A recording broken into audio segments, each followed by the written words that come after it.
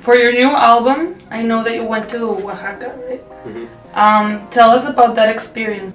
Yeah, I went down there not knowing at all what I was going to get myself into. I really had, all I knew was an email from a guy that said he would be our guide and translator. But when we showed up in Oaxaca, actually one of the things I noticed that was interesting, I'm from New Mexico originally, I grew up there as a kid, so it kind of felt like home. It kind of felt like I'd gone back home. It's much livelier and more vibrant, but I remember feeling quite comfortable in that kind of terrain and like feeling like I'd been around all of it before, and it was just warm and inviting, really. But as far as working with the band, that's a long story. But I was there for 2 weeks. We had a translator who would translate like to half of the band in Spanish and the other half in Zapotec. Crazy. Because some of the older members don't even speak Spanish, and yeah, we spent a lot of time there afterwards too. We went back to Mexico City and drove down to Veracruz for the carnival, actually, where I was the biggest gringo there. What's your favorite day of the week? Why? Maybe Sunday.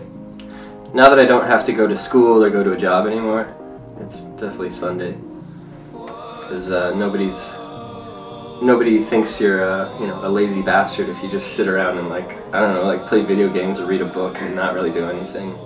And since my job is actually to go out and to go to parties and to shows, it's actually off time is when you get to do like what like boring homebodies do. So Sunday. When you were in Mexico, were you introduced to like other music bands and stuff? Yeah, I got to know, mostly I got to know where that sound came from, that specific like Oaxaca brass sound, and oh, it's beautiful. Actually, my favorite song is Dios nunca muere. Okay.